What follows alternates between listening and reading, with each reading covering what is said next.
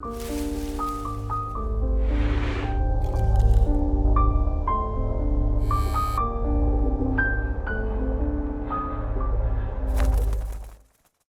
guys, it's Smurse. Welcome back to Harpies in the Trees, where I review horror books with a supernatural focus. In today's video, we are going to be going through a book haul that I did. It was like a little celebration because I was hired for this job. It's a part-time job, but it's really cool and just really excited about it. Got super hyped and said that if I got it, I would do a big book haul, which for me, this is a pretty big book haul. All of them arrived except for 2, and it's been a few weeks now, so I don't know if they're actually going to come, but I will let you know what those are. We'll talk about those 2 books. I wanted to give you guys a little bit of an update. I don't know if you saw my video from like, I don't know, like a year and a half ago. I was doing a video and I heard like what sounded like something falling in the ceiling. And I've heard what sounds like people walking or someone walking in the attic. I'm on the 5th floor, so this is the attic. And some of you were like, oh, it's haunted. And some of you were like, someone's living up there. And some of you were like, it's nothing. And my boyfriend was like, it's nothing. You know, he really was not believing me, you know, that I was hearing these sounds. So a few days ago, we were actually walking outside and we noticed that there is an apartment, which is like directly, like if you were to like go through this wall, there would be another apartment. And in the building that this is connected to, there's a roof, but there's an apartment up there, and they're renovating it. And so suddenly it like all made sense, and I was like, yes, that makes sense that, you know, the workers would need to get into the attic for electrical and stuff like that. That's probably what I've been hearing. So I guess that mystery is solved, and I bring that up today because I hear them pounding and walking around pretty heavily, so it is very clear there are human beings in the attic. It's not haunted, but what can you do?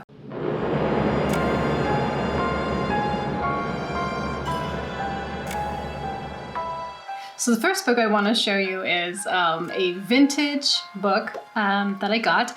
This is a book that a few of you told me that I should read because I really enjoyed The Exorcist. So I got The Legion, and this is the follow-up to The Exorcist. This particular book is in just great condition, printed in 1984. I had no idea that it was actually going to be vintage because they don't actually tell you. Like sometimes you can't tell if it's going to be a hardcover or if it's going to be a reprint or something. Like you just can't really tell. And so when this arrived, I was so excited about it. The artwork is just like really, really cool. I love this menacing gaze through the veil of, you know, candlestick smoke. It's really good. So on the back it says, "Call me Legion, for we are many." So this book does not follow up with Reagan at all. This is a whole entire new story that features the policeman Kinderman, who, if you remember, he was helping the priest out here and there in The Exorcist. And there's a serial killer that's on the loose. The Gemini killer may or may not be possessed. This has that old paper smell. Okay. So this was a really good find. Now this next one, I actually learned about the author as a podcast through my friend Nicole, who introduced me to it. It's very cool. It's called Kawabana, and she does these, they're sort of like no sleep creepypastas of true stories from Japan. She studied in Japan and she studied the Japanese language. She lived there for a while. So she comes with some expertise in the language and probably some about the culture as well. So translating those things together can be kind of tricky, I think. But these are really, really cool. They're very short. Some of them are only like a page and a half. And it has a really cool like intro here. It says, "Want to know how to open the demon's gate or reach a parallel universe? Think you can withstand the curse of a god hidden deep in a place that's not supposed to exist? Would you play Kokuri-san knowing it might be the last game you ever play?" And it says you'll find tales of vengeful ghosts and yurai, murder and suicide, cursed objects and haunted shrines, abandoned buildings and crowded city trains, yokai, and much, much more. And she has so many more books than just this one, but I was finally able to snag one. I had been looking for a while to get one from World of Books. And this was printed in 2017. There's actually a few little leftover markers in here. Here's another one. So her name is Tara A. Devlin. If you remember Ghost of Sleeth, you know that I fell in love with that book. So I had to pick up the next book in line, which was Ash by James Herbert. I am a little annoyed though that, my books are two very different styles. So they do not match each other at all. But this still is a really beautiful cover. It has this very moody castle here, or house, or whatever it is. So this, I don't know if this is a standalone, but it's right after Ghost of Sleeth, so it's after Ash has dealt with all of that stuff with the village and it being haunted and all kind of stuff. And so now he's coming to this castle called the Kölnreich Castle. I'm putting a German pronunciation on that. I do not think that's correct. Kölnreich, maybe, castle. This is another situation like in Ghost of Sleeth where it seems like something has been activated somewhere and they kind of have to figure out who, what, why, and where. So in this, on this page, James Herbert says, all of my stories begin with the premise, what if? This has never been more so than with Ash. However, let me plead that there are some basic truths among the fiction. Have fun deciding which are which. Salacious. Now this next book caught my eye because of the cover, but the story sounds really cool. I've never heard of the author, never heard anything about this book at all, but it is called A Pandemonium Rising. It has this amazing artwork on the cover, and it's by E.J. Davies and John Coyne. He wrote Hobgoblin, which I actually have a copy of thanks to Alex from the Bookubus, who has given a lot of praise for this book. So for a little background on this book, John Coyne says, novelist Eddie Davies in Pandemonium Rising bring the abyss to Earth in post-apocalyptic 1987. So this is going to have a kind of a retro feel to it, 2 years after a nuclear war. So we're also in an alternative timeline. A novel of suspense, horror, and terror, all taking place in Northwest England. When the gates of hell open, Lucifer rises from the ashes. Read at your own risk, you won't sleep tonight. Strong words, sir. I will hold you to them. Not really, but whatever. So the next book is actually a book that I talked about in my new releases. I was very excited to get it. It is the only new book in the stack. But I'm very disappointed because the cover is in very low resolution, which as a designer and as a person who buys books, I really hate. But it is The Awakening by J.G. Faherty. So if you remember, this one is a possession book. This is about a group of people, priests and psychics and paranormal investigators who come together to fight this demon, to have this exorcism. But it's not going to be that easy, of course. So they have this whole team of people. So it'll be really cool to see if they utilize that. But there's been so many good reviews about this that I read that at the very least, it's probably going to be a lot of fun to read. Now the next one is a weird one. It was just one that I sort of stumbled across. I kind of liked the cover. I liked the name of the book, but I don't know anything about the author or anything. It is called The Haunting at Hackett House. Try to get it. By Astrid Adams. So this is one of those stories that we all know and love, which is like, somebody gets an opportunity to move and kind of start a new life. And so this character, whose name is Jane, she's offered a job and she gets this house. And it's, there's something weird about it. There's also something weird about the village, Bramley. There's also just weird things going on overall. And so she's going to have to figure out, what's happening. Why is there a graveyard in the garden of Hackett House? Who are the people in hoods who haunt the house at night? What are they doing with the old man in the bed? Why is somebody moving the grandfather clocks? Who is the strange woman no one will admit exists? What are the shadows that scoot across the walls like cockroaches?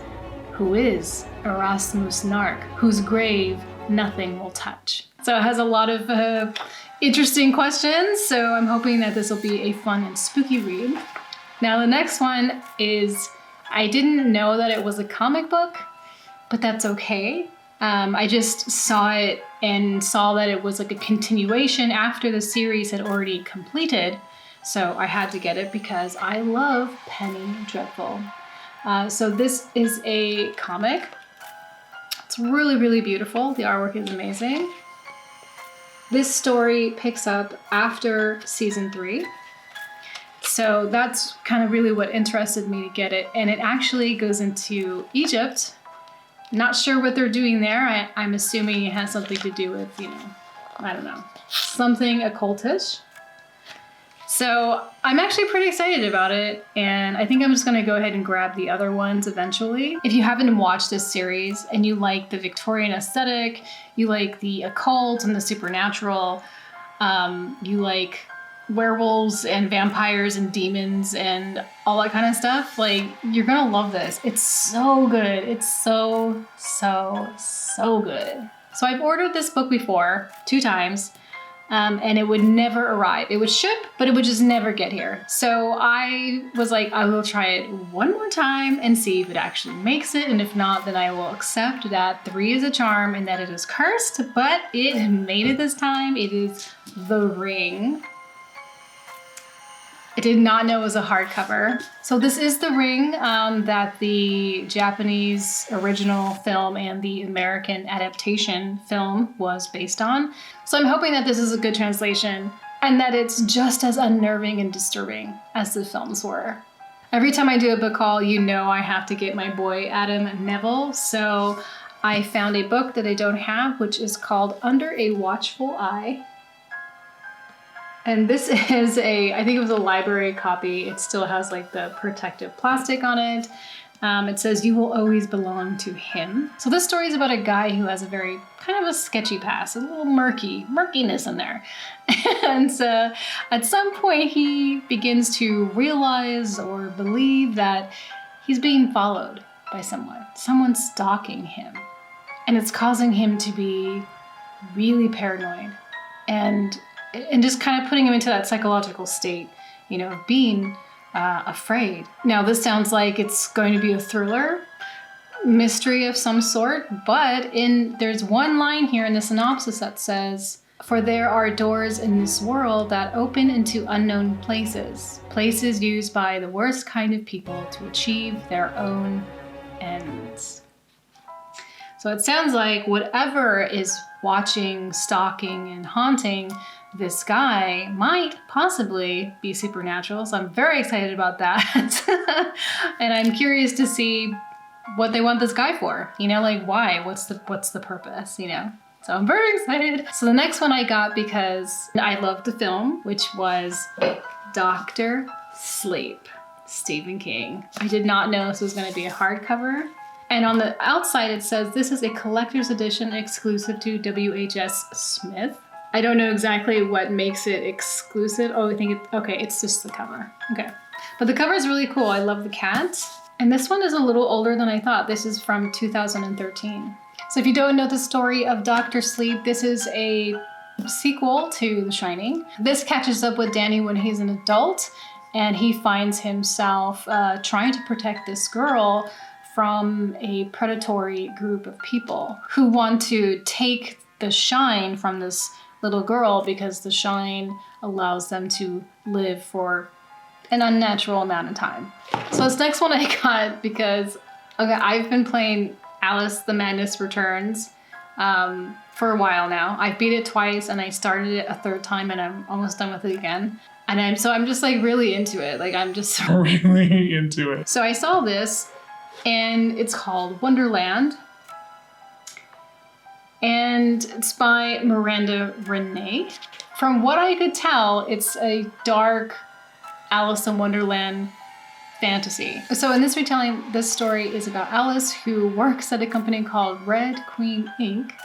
And at Red Queen Inc., I guess they kind of like to experiment with different types of concoctions and things like that. So one day, Caleb, aka Rabbit, makes a mistake, and this concoction blows up and ends up killing a bunch of people, except for Alice, even though Alice contracts this virus. So she starts feeling the effects of this virus, and Caleb is on the run because I guess the Red Queen is after him, so they are, trying to escape and survive. So the story to me doesn't sound like that interesting, but I read the reviews and it seemed like a lot of people liked it and really enjoyed it, especially like the darkness of the story. So I thought I would give it a try. I finally grabbed this, and it's really good because I need to be able to finish this series. It is such a good series. It is the Black Winter series, Silence in the Shadows by Darcy Coates. If you remember, this is about a girl named Claire who kind of goes on this really crazy adventure in this apocalyptic future where everything has just been destroyed somehow. Something has just happened to make everything almost uninhabitable. There's these weird zombie-like creatures everywhere, and her and her friend Doran are just trying to survive. And it's a very fun and exciting story. It is a YA story, but I'm not really into YA that much, but I really enjoyed it. And everything they go through, like, you care about it. I don't know if this is the final chapter, but it is the most recent one, Poison Pen Press. So I'm really excited to add this to my collection and start reading it. So one of the two books that I should be getting soon, I hope, we'll see, is The Hellbound Heart by Clive Barker. I'm very excited to get this because I love the Hellraiser series, so I think that this is probably going to be even better. It's probably going to be so much more darker and messed up and just really in there. You know what I mean? It's going to be good. It's going to be good. I'm really looking forward to that. That's my third kind of like movie kind of combination here in this list. So I think that's going to be really exciting. And a lot of you have told me, to read it and that it's good and everything as well. And the last one is The Possession of Natalie Glasgow by Hailey Piper. I love Hailey Piper's writing, and I've also read a lot of interesting reviews about this novella. That it's very dark and it's very disturbing and it's weird and like all this kind of stuff. So I'm very into that. So this is a possession story similar to The Exorcist in the sense that we have a young girl who's possessed and her mother is desperately trying to figure out what's happening and help her daughter. I hope that this is it's not the same thing, but it, has like some fresh takes on it. So I hope those two books come soon. There were a lot of books on my Goodreads list that I couldn't find, but I will keep trying now that I have a little bit of money trickling in. I feel good that I can like pick up a couple books a month. And reading right now is not easy, let me tell you, because when you start a job, you're very like focused on learning new things and learning about people and like whatever. So it's just like by the time you're done, you're done. I had one day where I worked until almost midnight. The time difference, is crucial because everyone's in different locations. So it can be early, it could be late, you never know. But it's exciting, it's fun, and I have no complaints. So I hope that you enjoyed this book haul. Let me know down below if you've read any of these books, if you liked them, if you hated them, if you think I should get something else. If you found this video useful, please like and comment down below. If you would like more videos from me, subscribe, hit that notification button if you like. Otherwise, please take care of yourselves, look out for each other, and I will talk to you next time.